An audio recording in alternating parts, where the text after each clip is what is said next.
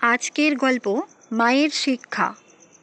একদিন এক প্রতিবন্ধী ভিখারি মন্দিরে ঠাকুর প্রণাম করতে আসলো হুইল চেয়ারে বসে।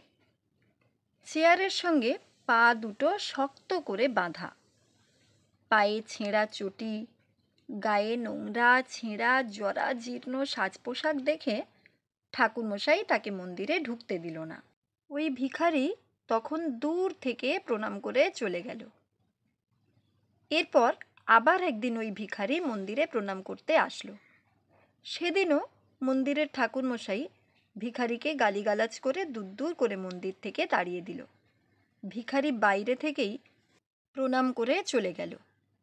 ওই ভিখারিকে দেখে ঠাকুরমশাইয়ের কেমন যেন সন্দেহ হলো। সাজ পোশাক ভিখারির মতো হলেও তাকে দেখে ভিখারি বলে মনে হচ্ছিল না। তাকে অত অপমান করার পরও সে কোনো কথা না বলেই প্রণাম সেরে চলে যেত। একদিন ভিখারি চলে যাবার পর ঠাকুরমশাই তার পিছন পিছন যেতে থাকল।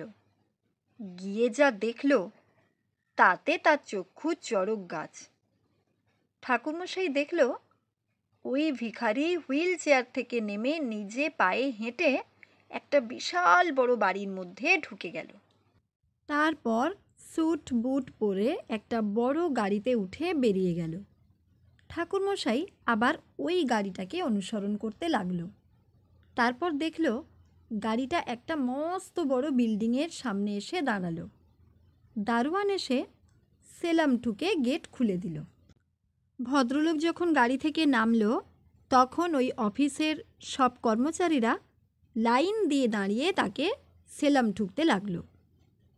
ঠাকুরমশাই এসবের কোনো অর্থ বুঝতে না পেরে তার কৌতূহল আরও বাড়তে লাগলো। তারপর ঠাকুরমশাই যে বাড়ি থেকে ওই ভিখারিকে বেরোতে দেখেছিল আবার ওই বাড়িটাতেই গেল। বাড়ির ভিতরে ঢুকে দেখল সেখানে আরও অনেক অসহায় মানুষ আছে। কেউ ভিখারি, কেউ বা প্রতিবন্ধী, কেউ অন্ধ। তাদের মধ্যে থেকে একজন বয়স্কা ভদ্রমহিলা এসে ঠাকুরমশাইকে জিজ্ঞেস করলেন, আপনি কি কাউকে খুঁজছেন?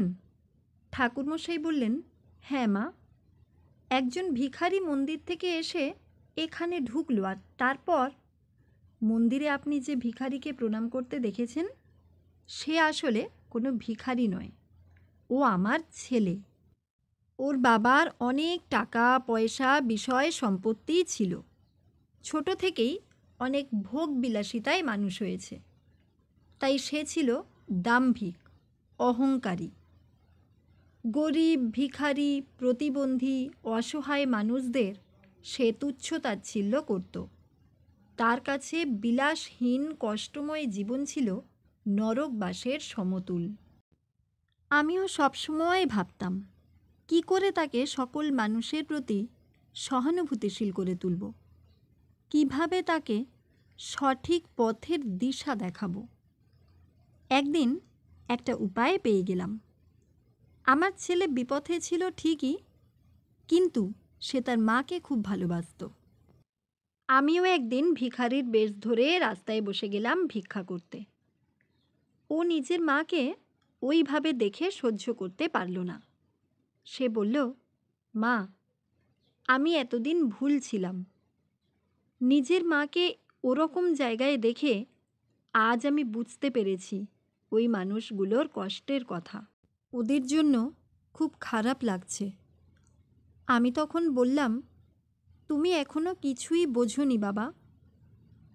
কাউকে বিপন্ন অবস্থায় দেখে খারাপ লাগা, কোনো ভিখারির অসহায়তার কথা ভেবে তাকে ভিক্ষা দেওয়া, আর তাদের জায়গায় নিজেকে বসিয়ে তাদের জীবনের কষ্ট অনুভব করা এক নয়।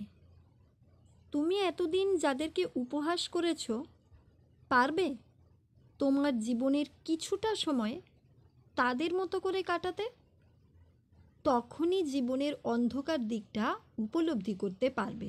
সেদিন থেকে আজও সে সারা দিনের কিছুটা সময় এই মানুষগুলোর মতো থাকে।